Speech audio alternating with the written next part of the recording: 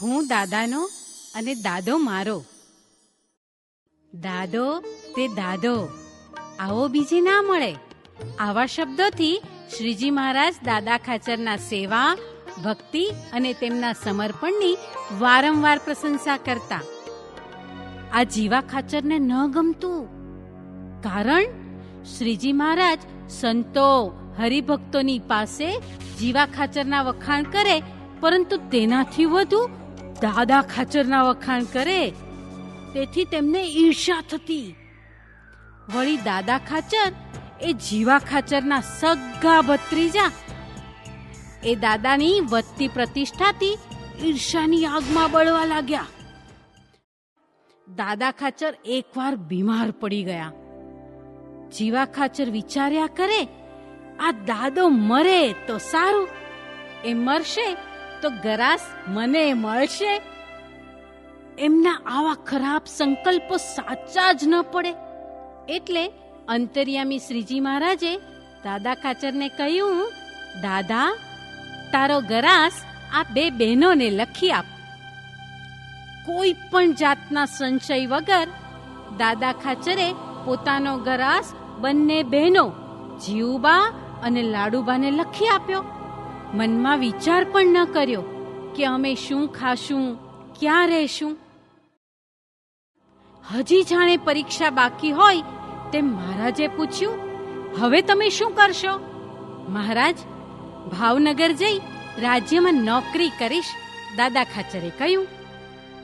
મહારાજે બંને બહેનોને બોલાવીને પૂછ્યું, તમારે ગરાસ અંગે કામકાજ તો પડશે જ, એના માટે એક ચાકર પણ રાખવો પડશે ને.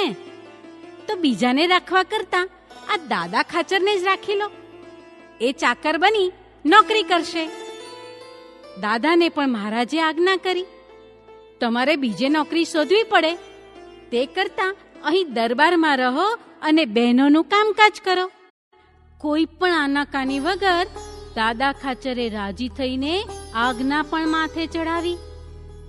પોતે જ ધણી હતા, છતાં પોતાનો દરબાર અને દરબારી સ્વભાવ આ બધું છોડી દાદા ખાચર એક નોકર બની બહેનોના ગરાસને સંભાળવા લાગ્યા.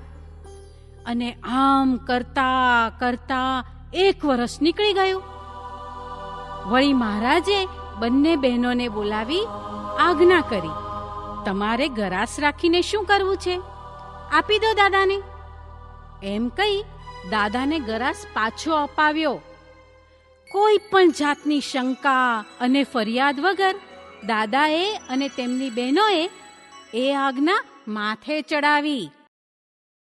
દાદા ખાચર અને એમની બહેનોની આવી સમર્પણ ભક્તિને વશ થઈ કોઈ સ્થાનકને વિશે ન રોકાનાર શ્રીજી મહારાજ દાદાના દરબારને પોતાનું ઘર માની 30 વર્ષ સુધી ગઢડામાં રહ્યા અને કહેતા રહ્યા, હું ગઢડાનો ને ગઢડું મારું, હું દાદાનો અને દાદો મારો. તન અને ધનનું સમર્પણ તો સૌ કોઈ કરે, પરંતુ સ્વભાવનું સમર્પણ એ જ સાચું સમર્પણ છે. તો બાળમિત્રો, આવા સમર્પિત ભક્ત હતા દાદા ખાચર.